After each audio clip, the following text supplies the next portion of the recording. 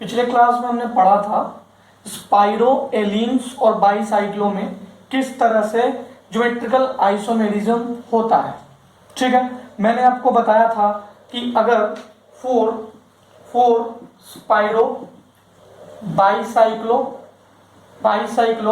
एलिन्स ये तीनों के लिए अगर n इज टू इवन है देन GI शो नहीं होगा। n इज टू ऑड है तो GI शो करेगा। ठीक है, पिछले क्लास में हमने यही पढ़ा था। हमने आपको बताया था कि किस तरह से अगर n इवन हो जाता था, n इवन है तो ये एक प्लेन और जो ये दूसरा प्लेन है वो ऐसे प्लेन बन गया और ये प्लेन आपस में परपेंडिकुलर है। जब आपस में परपेंडिकुलर होगा तो चाहे मैं इधर लगा दूं CH3 या इधर लगा दूं CH3, डिस्टेंस सेम रहेगा, चाहे इधर लगा दूं चाहे इधर लगाऊं, क्योंकि ये प्लेन एक दूसरे के परपेंडिकुलर है। इन बातों को हमने पिछले क्लास में पढ़ा था। आज हम पढ़ेंगे geometrical isomerism in cycloalkane and cycloalkene. बहुत ही इजी है, बहुत आसान है। इसके बाद हम लोग number of geometrical isomers calculate करना सीखेंगे। उसमें भी एक वेरी इजी एक फॉर्मूला आएगा जिसको आपको स्टीरियो सेंटर्स के अकॉर्डिंग देख लेना है। मैंने आपको बताया कि स्टीरियो सेंटर्स वो होते हैं जिसके अलोंग ज्योमेट्रिकल आइसोमर्स हम देख पाते हैं। ठीक है, तो आज का हमारा टॉपिक है ज्योमेट्रिकल आइसोमेरिज्म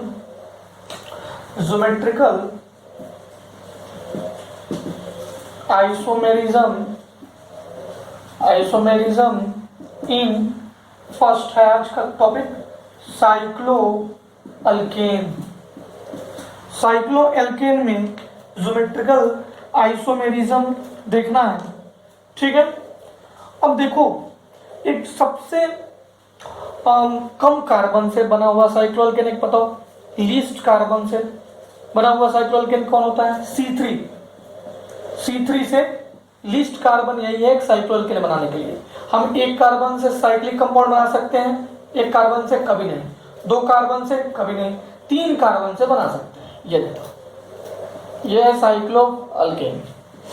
ठीक है, अब मैं क्या करता हूं कि इसके वेज फॉर्म पे CH3 लगा दो। वेज मतलब बच्चों याद रखना, वेज मतलब जो बाहर की ओर निकली हुई मिले उसको वेज बोलेंगे। डैश मतलब जो अंदर की ओर जाती हुई मिले।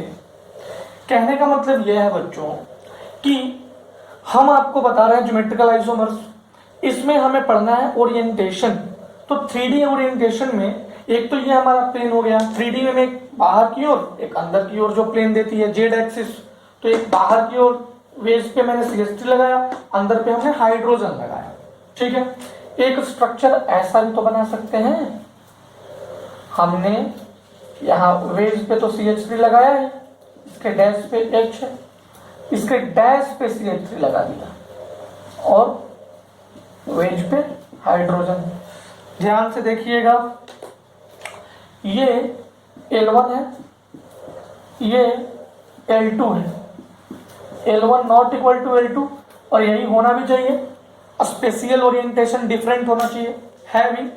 तो ये दोनों GI हैं, ये क्या है? सिस, ये क्या है? ट्रांस।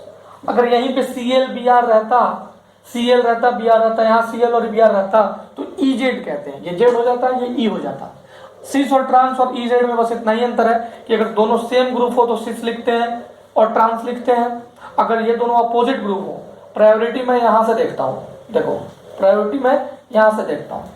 अगर बच्चों मैं तुमसे पूछूंगा कि इसका स्टीरियो सेंटर बताओ, तो स्टीरियो सेंटर वो होता है जहां पे geometrical isomerism is taking place. तो मैं अभी तक आपको बताया था कि डबल बॉन्ड के अक्रॉस ज्योमेट्रिकल आइसोमेरिज्म हो रहा है। यहां पे क्या, ये साइक्लिक कंपाउंड है, तो इसके और इसके बीच में ज्योमेट्रिकल आइसोमेरिज्म हमको देखने को मिल रहा है। तो ये हमारा एक स्टीरियो सेंटर है। आप हमेशा स्टीरियो सेंटर पहचानना सीखिए। स्टीरियो सेंटर वो सेंटर है जिसके अक्रॉस आप ज्योमेट्रिकल आइसोमेरिज्म देखते हैं। जरूरी नहीं है कि सी डबल बॉन्ड सी के अक्रॉस हमेशा आप ज्योमेट्रिकल आइसोमेरिज्म देखेंगे ही देखेंगे। जैसे मैं आपको एग्जांपल बताता हूं, C double bond C bond C single bond C double bond CH2 CH3H। आप जरा ध्यान से देखो,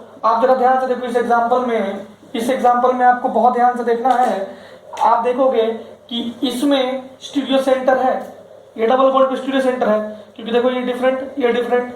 अभी इसके साथ एक हाइड्रोजन लगा हुआ है, तो हाइड्रोजन और ये पूरी पार्ट डिफरेंट, तो ये स्टीरियो सेंटर है। लेकिन जब मैं इस डबल बॉन्ड के पास गया तो मैं देखूंगा कि इसके पास एक हाइड्रोजन लगा हुआ है, ये डिफरेंट, इस कार्बन पे डिफरेंट, लेकिन इस पे दोनों सेम, बोथ आर सेम। तो जो ये डबल बॉन्ड है, ये double bond, this is not stereo centre, this is not stereo centre.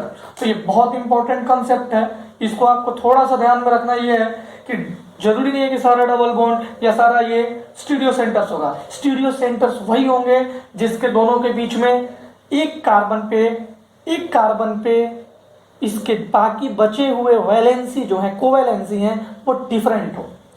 मेरी बात यहां तक आपको समझ में आ गई होगी। अब हम 2-3 क्वेश्चन इसमें करेंगे, आपको टाइम दिया जाएगा, आप करके दिखाना, ठीक है।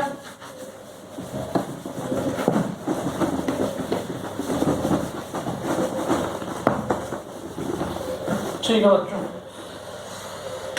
Example one 1,2 dimethyl cyclobutane. Example two, ये देखो बच्चों,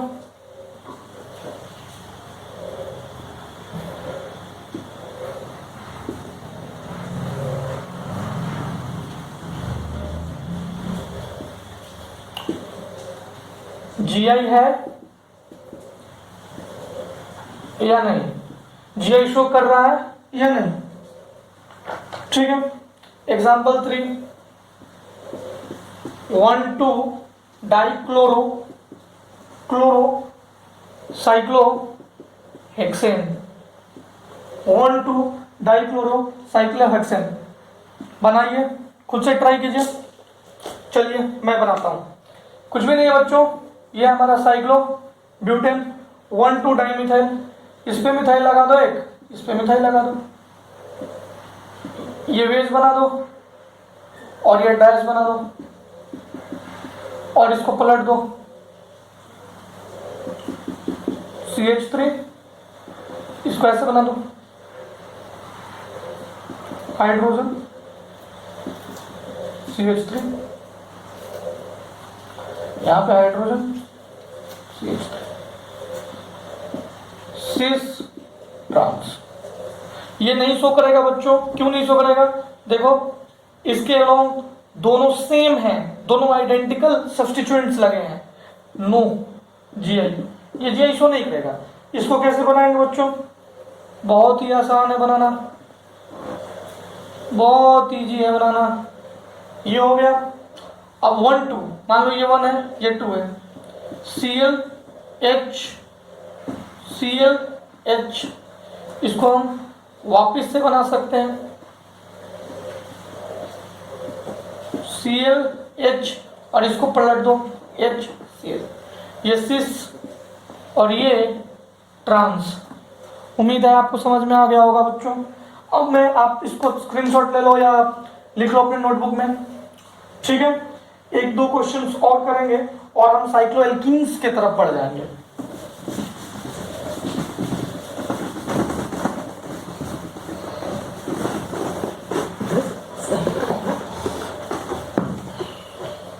ठीक है, क्वेश्चन है एग्जाम्पल नंबर 5।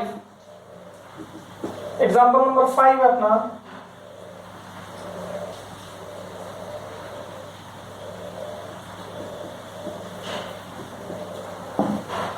GI शो करेगा कि नहीं करेगा।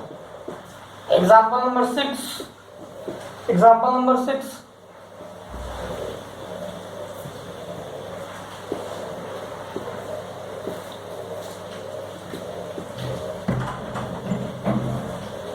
GI शो करेगा कि नहीं करेगा? बहुत इजी एग्जांपल है, अगर आप इसको ध्यान से देखो तो यहाँ पे GI शो नहीं करेगा क्योंकि यहाँ पे दोनों आइडेंटिकल हैं, हाइड्रोजन हाइड्रोजन लगा हुआ है इसलिए नहीं शो करेगा। आप इसको देखो ध्यान से, ये डबल बॉन्ड के एक्रॉस इस पे एक तरफ हाइड्रोजन लगा है, दूसरा CH3 लगा है। इसको ध्यान से देखो, एक तरफ हाइड्रोजन लगा है, दूसरे तरफ ये CH3 वाला पार्ट लगा है, इस पे ये डिफरेंट और ये डिफरेंट, तो ये GI शो करेगा। ठीक है, एक तरफ में हाइड्रोजन, इसको एक साइड कर सकता हूँ, इस दूसरे को नीचे कर सकता हूँ और हम EZ कॉन्फ़िगरेशन आसानी से निकाल सकते हैं। ठीक है प्यारे बच्चों, अब हम पढ़ेंगे साइक्लोएल्कीन्स।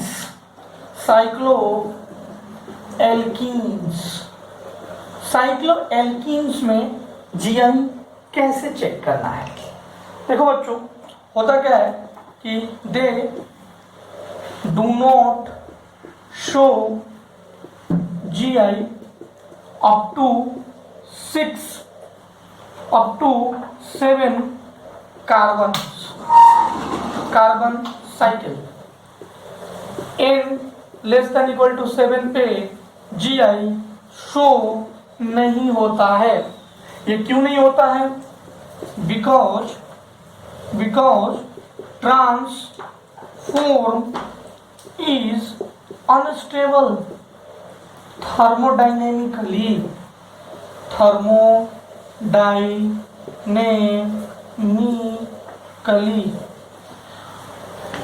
अब जरा ध्यान से सोचिए कि किसी भी बॉन्ड के फॉर्मेशन के लिए ये इंपॉर्टेंट है कि वह बॉन्ड थर्मोडाइनेमिकली स्टेबल हो। किसी भी बॉन्ड के लिए बहुत इंपॉर्टेंट चीज है कि वह थर्मोडाइनेमिकली स्टेबल हो, और इसी स्टेबिलिटी के लिए एनर्जी रिलीज होकर स्टेबल होती है। ये बहुत सारी चीजों का डिस्कशन आपने थर्मोडाइनेमिक्स में और केमिकल बॉन्डिंग में करा होगा। ठीक है, तो यहाँ पे ट्रांसफॉर्म अनस्टेबल होता है। It is experimentally seen that transform is unstable. Okay, अब बात यह है कि बहुत सिंपल है। देखो, बहुत सिंपल चीज है। हाइड्रोजन अगर मैं अब यहाँ कोई CH3 लगा दिया या कुछ भी लगा दिया, ठीक है, अब यहाँ ध्यान से देखो 1 2 3 4, यहाँ हाइड्रोजन। अभी CH3 तो कुछ भी नहीं लगा सकते, ऑलरेडी हाइड्रोजन है। अभी जो ध्यान से आप देखो, मेरी बात को ध्यान से सुनना, क्या मैं इसको ऐसे कर सकता हूँ क्या? इसको हाइड्रोजन इधर कर दिया, ऐसे नहीं कर सकते हैं। दिस इज नॉट, ये हम कर ही नहीं सकते, दिस इज नॉट पॉसिबल। तो इसलिए मैं कह रहा हूं कि n less than equal to 7 पे ये शो नहीं करता। क्यों? क्योंकि ये पॉसिबल नहीं है। हाँ, अगर ये रिंग बड़ा हो जाए, ये रिंग बहुत बड़ा हो जाए, तो हम इस हाइड्रोजन को इधर और इधर कर सकते हैं, वो फ्री मूवमेंट हो जाता है और इधर हाइड्रोजन किया जा सकता है। ठीक है, इसके एलोंग।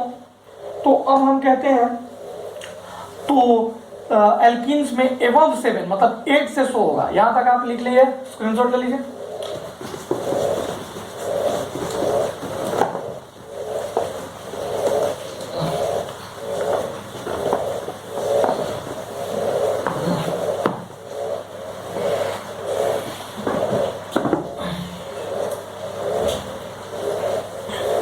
देखिए,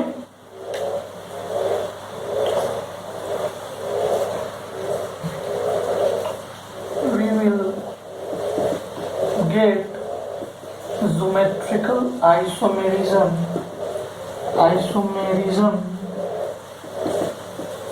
in cycloalkenes above 8 carbon cycle by changing double bond position।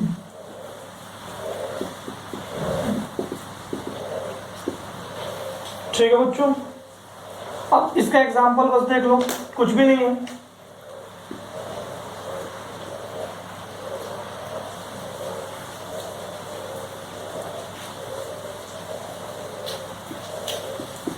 It will show GI, ये GI शो करेगा।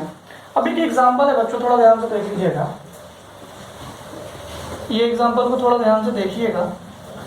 ये एग्जांपल ये साइक्लोएल्कीन है। क्या है? साइक्लोएल्कीन। यहाँ पे CH3 लगा है, यहाँ पे भी CH3 लगा है। देखो प्यारे बच्चों, अगर मैं इसका GI बोलूँ आपसे तो by cycloalkane alkenes by cycloalkene rule it will not show GI। ये GI नहीं शो करता है क्योंकि हमारा साइक्लोएल्कीन क्या बोलता है, कार्बन 6, कार्बन जो साइकिल होगा, साइकिल में कार्बन का इन्वॉल्वमेंट 7 से ज्यादा होना चाहिए, ये तो 6 है, 1 2 3 4 5 6, लेकिन एल्केन के रूल के अकॉर्डिंग तो ये करता है, एल्केन के रूल के अकॉर्डिंग तो ये करता है। अब देखो कैसे, मान लो कि ये और ये कार्बन है, ठीक है, इधर साइड के लिए ये अलग, यहाँ हाइड्रोजन लगा है, यहाँ हाइड्रोजन लगा है, ये अलग, इधर साइड के लिए ये डिफरेंट, तो ये शो करेगा, ये शो करेगा बाई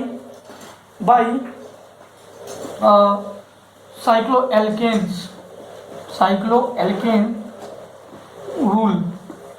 रूल ये GI शो करेगा।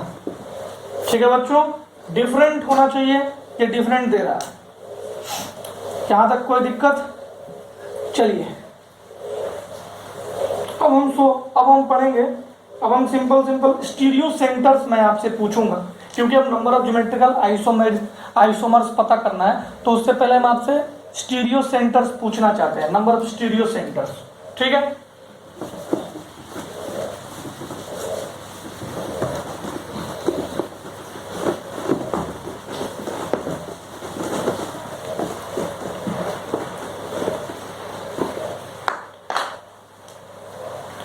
देखो number of stereo centres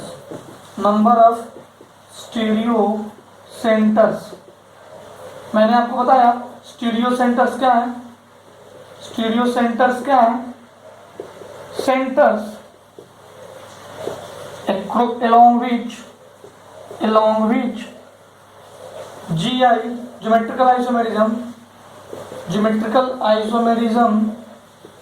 isomerism is shown। अब आप देखो आपको बताना है कितना स्टीरियो सेंटर है। एग्जाम्पल 1,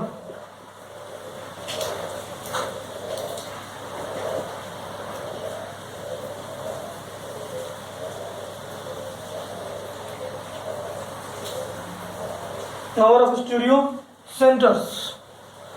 स्टीरियो सेंटर्स, तो इसको अच्छे से मैं बनाई दो।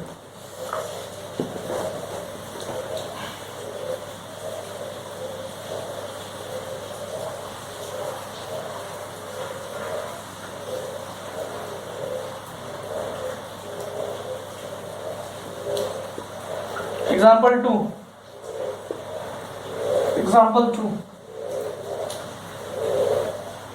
same structure,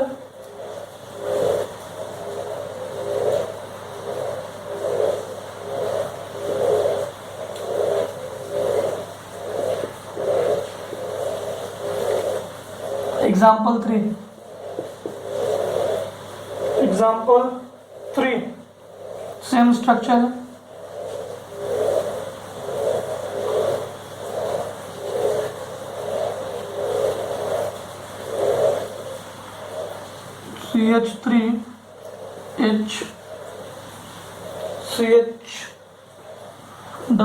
CH2 और एक यहाँ पे डबल बॉन्ड। ठीक है बच्चों, ध्यान से देखो, आप कर लिए होंगे। इसमें स्टीरियो सेंटर्स कितने हैं? n इज ग्रेटर देन 7, एक स्टीरियो सेंटर्स यहाँ है, ये तीनों n इज ग्रेटर देन 7 है।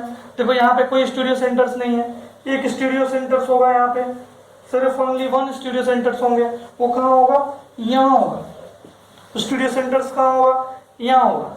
आप उस क्वेश्चन में देखो कितने नंबर ऑफ स्टीरियो सेंटर्स होंगे, ध्यान से देखिए, एक स्टीरियो सेंटर्स यहाँ होंगे, यहाँ डबल बॉन्ड आ रहा है लेकिन स्टीरियो सेंटर नहीं होगा, और एक स्टीरियो सेंटर यहाँ होगा, यहाँ साइक्लोएल्केन्स साइक्लो एल्केन्स की वजह से। तो यहाँ 2, यहाँ 1, यहाँ 1।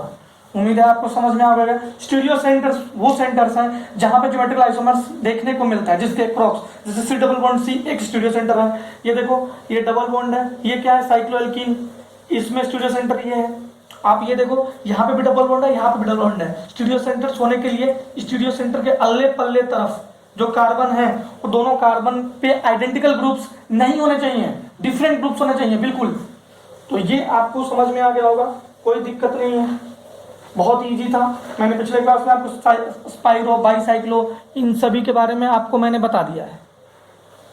अब हम आज के क्लास में जो वेरी वेरी इंपॉर्टेंट थिंग है वो हम पढ़ेंगे for finding number of geometrical isomers. यहां से आप ये समझ सकते हैं कि किस तरीके से हम चुटकी बजाकर number of stereo centres calculate कर लेंगे, देख लेंगे, पहचान लेंगे। हमें पहचानना है, देखना तो है किसके क्रॉस हो रहा है जीआई, वो स्टीरियो सेंटर है, नहीं हो रहा है, नहीं स्टीरियो सेंटर से।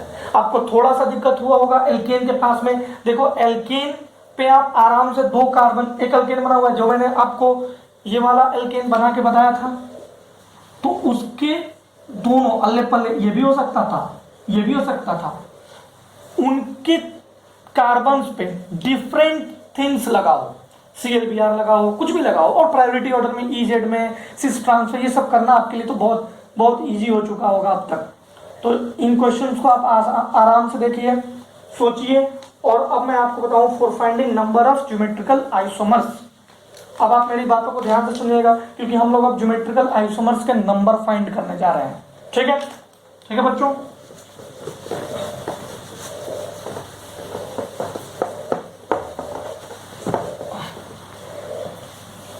देखो बच्चों, for finding of numbers of geometrical isomers। देखो ये फाइंड करने का 2 तरीका है। हमारे पास तो स्ट्रक्चर पता ही रहेगा हमें, तो जो स्ट्रक्चर होता है वो या तो सिमेट्रिकल होगा, वो स्ट्रक्चर या तो सिमेट्रिकल होगा या अनसिमेट्रिकल होगा, अनसिमेट्रिकल होगा। बच्चों अगर सिमेट्रिकल हुआ, पहले अनसिमेट्रिकल की बात कर लेते हैं। अनसिमेट्रिकल हुआ तो 2 to the power n numbers of GI, number of GI। अगर अनसिमेट्रिकल है तो 2 to the power n, where n is equals to number of stereo centers, जो कि मैंने अभी अभी आपको लिखना सिखाया है। सिमेट्रिकल के लिए क्या करेंगे, 2 to the power n minus 1 plus 2 to the power p minus 1, ये है सिमेट्रिकल के लिए। n हमेशा के जैसा n is equals to number of stereo centers, p is equals to n by 2, अगर n इवन रहा तो p is equals to n plus 1 by 2, अगर n ऑड रहा तो।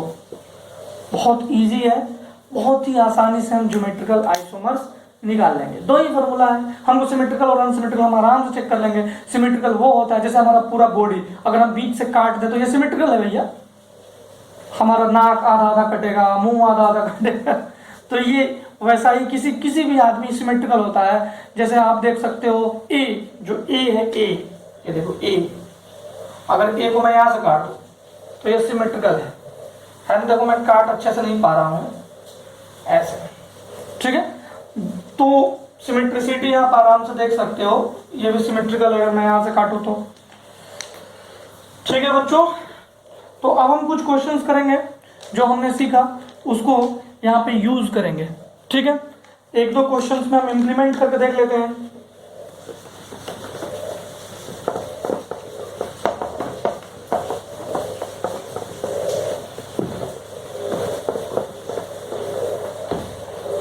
ठीक है, क्वेश्चन है, आपने सीखा क्या सिमेट्रिकल के लिए 2 to the power n minus 1 plus 2 to the power p minus 1 unsymmetrical के लिए 2 to the power n, 2 to the power n, यहाँ p is equals to n by 2, even हुआ तो p is equals to n plus 1 by 2 अगर odd हुआ तो, और एक है अपना स्टीरियो सेंटर्स। अब चलो एग्जाम्पल 1, एग्जाम्पल 1 क्या है एग्जाम्पल बच्चों, C double bond C H Cl, ठीक है, CH double bond C H Br, ऐसा है। ये सिमेट्रिकल है कि अनसिमेट्रिकल है, ध्यान से देखना बच्चों, ये सिमेट्रिकल है कि अनसिमेट्रिकल है, ये अनसिमेट्रिकल है, अनसिमेट्रिकल है। अरे इधर Cl है Br है, सिमेट्री कैसे हो सकता है, मैंने काटा बीच में, इधर Cl इधर Br, नहीं हो पाया। Unsymmetrical 2 to the power n, stereo centres कितने हैं, देखो इसके अलोंग GI हो रहा है कि नहीं हो रहा है, बिल्कुल हो रहा है। हाइड्रोजन और ये पूरा पार्ट, इधर हाइड्रोजन और ये पूरा पार्ट, इधर Cl इधर H, पलट सकते हैं तो Ez हो रहा है यहाँ, इसके अलोंग भी GI शो हो रहा है। तो number of stereo centres, number of stereo centres is equals to 2, number of GI 2 to the power 2 4, कर लेंगे, बहुत इजी है। अगर मैं इसी को अगर मैं सिमेट्रिकल बना दूं,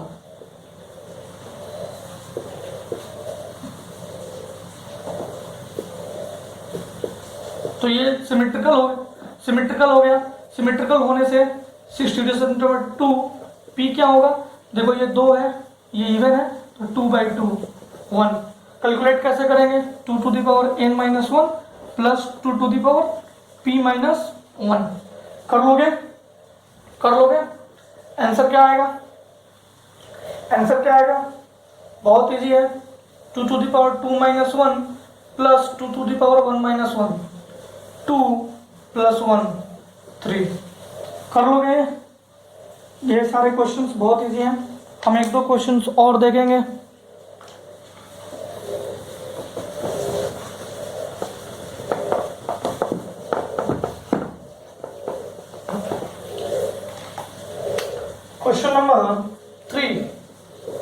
question number 3, CH3 CH double bond CH double bond CH double bond CH3।